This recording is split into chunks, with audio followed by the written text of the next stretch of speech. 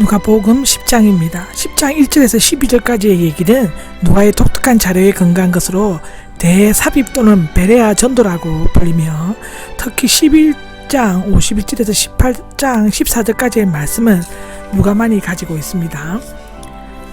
어떤 다른 곳에서도 찾아볼 수가 없다고 합니다. 1절을 보면 72명이 나오는데, 예수님께서는 앞서 12제자들에 파송하신 후 또다시 72인 제자를 세우시고 파송하셨다고 누가복음 9장 1절에서 6절에 나옵니다. 그런데 어떤 사본 등에는 70인으로 되어 있고 어떤 사본에는 72인으로 되어 있습니다. 70인은 이스라엘의 70인 장로, 즉 민수기에 말한 유대인 최고회의 산드레인 70명이고 세계에 있는 70개의 민족들, 즉 창세기 10장에 나오죠.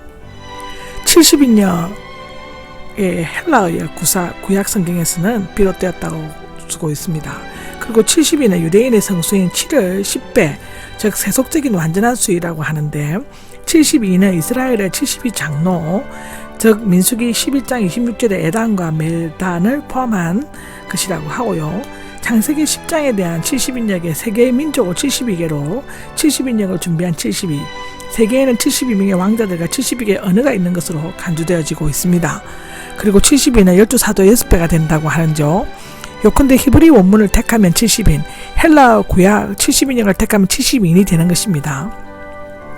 어느 입장에서든지 그것들은 세계의 모든 민족을 나타냅니다. 선택한 것은 모두 후대 교회가 세계 모든 나라들에게 복음을 전파하게 되는 것을 예언한 것으로 볼 수 있습니다. 지명하셨어가 나오는데, 성별하다, 따로 떼어두다, 지명하다, 위험하다의 뜻이고 공식적으로 임명하시고 선포하셨다는 것을 나타내고 있다고 사도행전 1장 24절에는 말하고 있습니다. 둘씩이 있는데, 예수님께서는 갈릴리에서 살아가실 때에도 둘씩 짝을 지어 파송하셨다라고 하고, 이 간섭은 초대교회에서도 계속 실행되어지고 있다고 사도행전에는 말하고 있습니다. 그 이유는 서로 돕고 격려하며 서로 증인이 되게 하기 위함이라고 기록되어져 있습니다. 2절을 보면 추수할 것은 적다인데, 이것은 12제자를 파송시키기 전 하신 말씀과 똑같다고 마태복음 9장 37절에서 38절을 얘기했습니다. 3절은 마치 어린 양의 이들들 가운데인데, 이것 또한 마태복음 10장 16절에 참고하였습니다. 그리고 4장과 12절은 12제자의 파송 때와 동일한 내용으로 구성되어 있다고 합니다. 4절을 보면 돈주머니가 나오죠. 마태는 금이나 은, 돈을 넣고 다니는 허리띠로 표현하고 있지만 누가는 돈주머니 또는 지갑을 의미하는 단어를 사용하고 있습니다. 길에서 아무에게도 인사하지 말란데, 어떻게 보면 무례하게 보이는 행동이지만 당시에는 인사하는데 많은 시간이 소요되었습니다. 서로 만나게 되면 상대방의 건강이나 부모, 가족들의 안부를 일일이 묻는 것이 간섭이 되어 있었으므로 서둘러 전도길을 가는 사람에게는 큰 방해가 될 수 있었다고 기록되어져 있습니다. 5절입니다. 5절을 보면 먼저 이 집에서 말하라는데, 유대인들의 인사법은 샬롬, 평안하는 말을 넣어서 평안하십니까, 평강을 빕니다인데 평안히 가십시오 등으로 말을 한다고 하는데요. 우리 한국 교인들은 남의 집에 들어갈 때 눈 감고 기도하는 좋은 습관을 가지고 있습니다. 그러나 본문에는 단지 집에 가서 먼저 이 집에 평안이 있기를 빕니다 라고 말하도록 되어 있다고 합니다. 이를 보면 평안을 받을 사람이 나옵니다. 평화의 아들이란 뜻이며, 평화의 사람, 즉 평화스러운 사람, 존경할 만한 사람, 평화에 합당한 사람, 평화를 이룰 수 있는 사람을 나타내는데 히브리식 표현이라고 합니다. 이런 사람은 하나님의 축복을 받을 준비가 되어 있으며 실제로 기원한 대로 축복이 이루어진다고 합니다. 아멘. 7절에 보면 이 집에서 저 집으로 옮겨 다니지 말라가 나옵니다. 자칫하면 나쁜 소문을 퍼뜨리게 되고 당을 짓거나 대접에 불만을 품는 것처럼 보여질 수가 있습니다. 그들은 평안을 받는 사람 집에 계속 머물러 지내야만 한다고 기록하고 있습니다.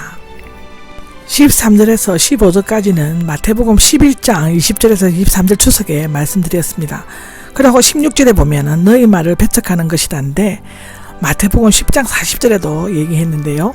제자들의 사역이 하나님으로부터 오는 권위에 의한 것이며, 제자들이 전한 것은 곧 예수님이 직접 선포하신 것과 같은 것임을 밝히고 있습니다. 따라서 제자들의 말을 듣는 자는 예수님의 말씀을 듣는 것이요, 거절하는 자는 예수님을 배척하고 하나님을 배척하는 것이 된다고 기록해지고 있습니다. 여기에서 17절에서 20절에는 누가만이 기록하고 있는데요. 17절은 기뻐하면서 돌아와가 나옵니다. 그들은 예수께서 주신 기적의 능력에 대해 놀랐으며 예수님처럼 자신들도 행할 수 있다는 사실에 경이로움을 느꼈을 것입니다.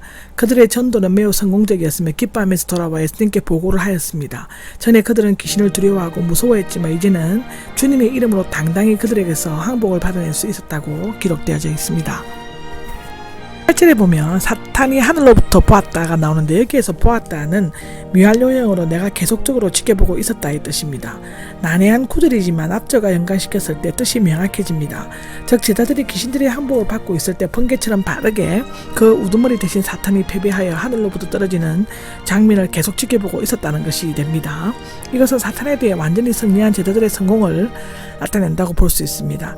이미 사탄은 예수님께 패배를 당한 적이 있었으며 마지막 날에는 밑이 없는 깊은 구덩이 즉 무전갱이에 내던져져 영원한 멸망을 당하게 될 것이었다고 기록되어져 있습니다. 19절입니다. 19절에는 뱀과 정갈을 짓밟고가 나오는데 실제로 뱀과 정갈을 짓밟았다는 기록은 없으므로 상징적으로 해석하는 것이 좋습니다. 뱀과 정갈은 주로 사탄의 세력을 나타내고요, 제자들에게 악한 세력을 물리칠 수 있는 권세가 주어진다는 사실이 강조되고 있습니다. 원수는 단순형으로서 사탄을 의미하는데 이미 사탄은 패배했고 그 부하들도 제자들에게 항복했으므로 앞으로도 그 세력들은 정복될 것이며 전도자는 육적이나 영적으로나 그 어떤 적대 세력을 만나더라도 능히 이겨낼 수 있다는 것을 말하고 있다고 합니다. 20절입니다. 20절에는 영들이 기뻐하라가 나오죠. 귀신들을 쫓아낸다고 해서 그것이 하나님 나라에 들어가는 근거가 되거나 자랑할 만한 조건이 되지는 않습니다. 악한 영을 이기거나 해악에서 벗어날 수 있는 능력보다 더 중요한 것은 우리의 이름이 하늘에 기록된 것, 즉 구원을 받게 되는 것입니다.